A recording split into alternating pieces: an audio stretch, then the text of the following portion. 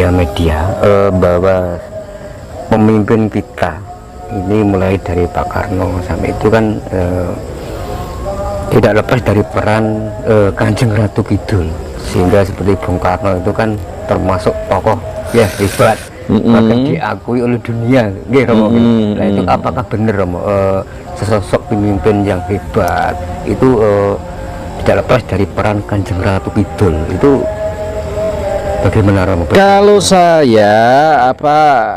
saya pribadi saya percaya. Kalau saya pribadi percaya. Namun mungkin ada sebagian orang yang menganggap itu musyrik. Betul. Saya percaya saya berdasarkan apa? Manusia, para sesepuh atau manusia yang memang ahli tata brata ini akan selalu dilindungi oleh kodam bawaan.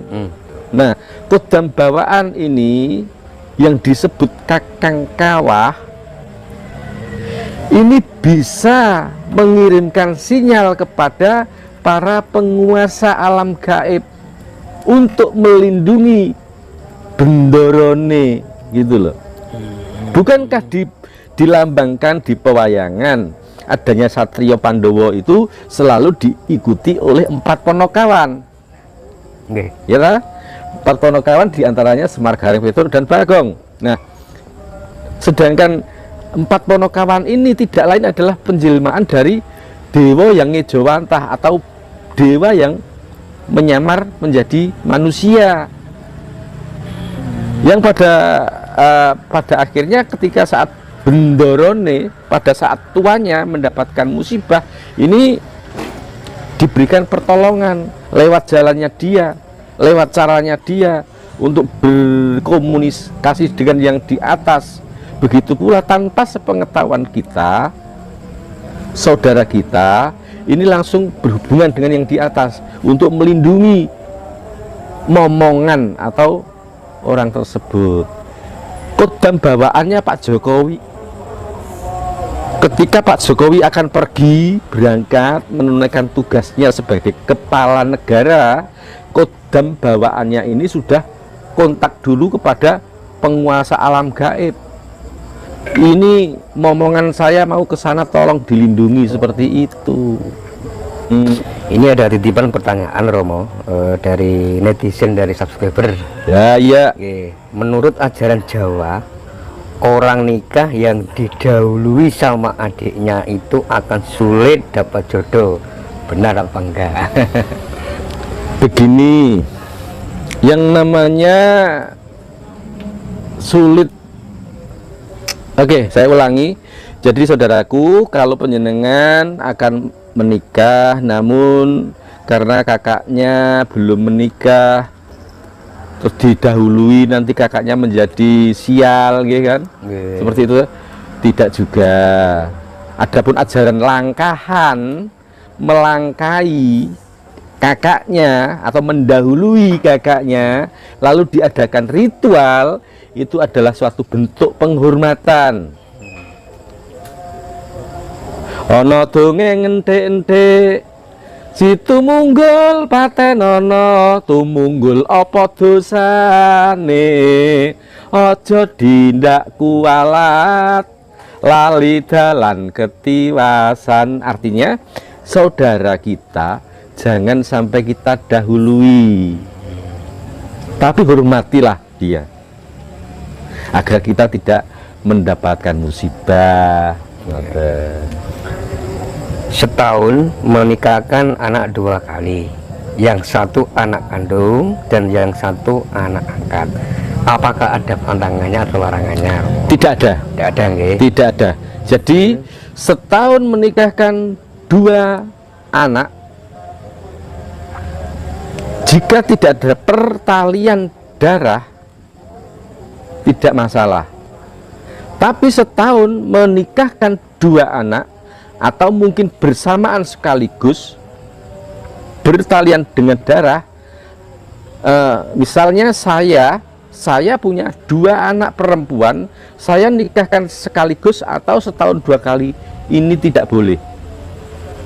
harus berganti tahun. Kenapa Romo? Enggak boleh. Akan berat terhadap pribadi sang wali, karena saya sebagai wali juga akan berat pula untuk mempelainya. Berat dalam arti saya tidak akan mampu dan tidak akan kuat. Musibah akan membayangi seperti itu. Landasannya apa? Yang menjadi patokan adalah anak ini mempunyai kejayaan atau kabejan sendiri-sendiri, yang tidak mungkin saya pikul bersamaan. Maka harus ditunggu setelah 1 tahun anak saya yang pertama menikah, mungkin 2 tahun atau 1 tahun berikutnya baru anak saya yang kedua. Kecuali jika anak 2 tersebut adalah tidak ada ikatan darah, yang satu anak kandung, namun yang satu anak angkat. Ini berarti kalau misalkan anak kandung itu efeknya ke depan bagi si anak itu seperti apa Romo? Apakah kesulitan ekonomi atau sering-sering sakit apa gimana Romo? Banyak hal. Jadi banyak hal.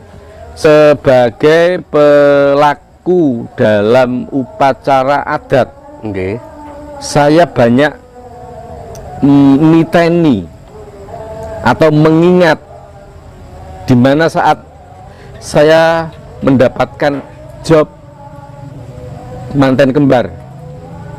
Maksudnya manten kembar? Manten kembar ya seperti tadi,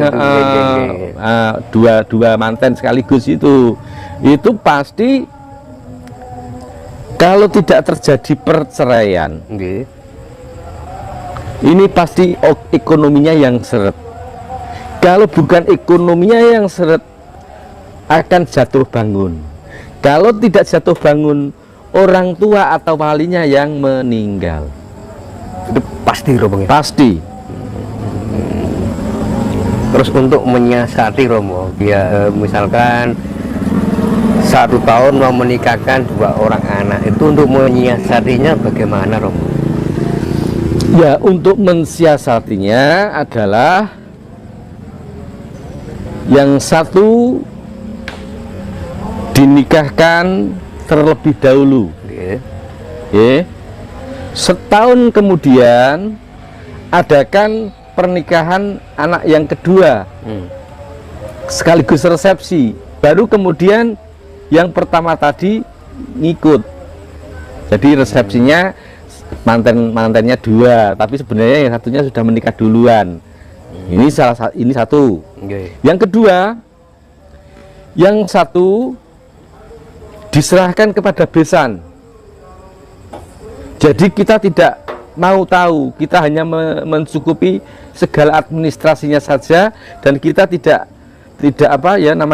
adang uduk loro. Tidak bancai cah loro. Jadi cukup bancai cah siji wae gitu. Yang satunya biar besan yang mengatasi, dan saya percaya kalau besan diajak rembukan pasti menerima, karena yang namanya juga si besan pasti tahu keadaan. Ini ada pertanyaan lagi Romo dari subscriber, apa benar rumah menantu berhadapan rumah mertua akan membuat kehidupan menantu susah? Itu tidak juga. Jadi kalau rumah menantu dengan rumah mertua berhadap-hadapan itu enggak juga, hanya kadang-kadang kan ini ya secara sosial sajalah. Itu secara sosial, misalnya seperti ini,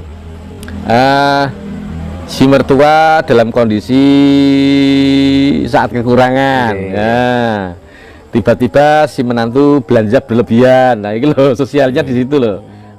Jadi ya enggak.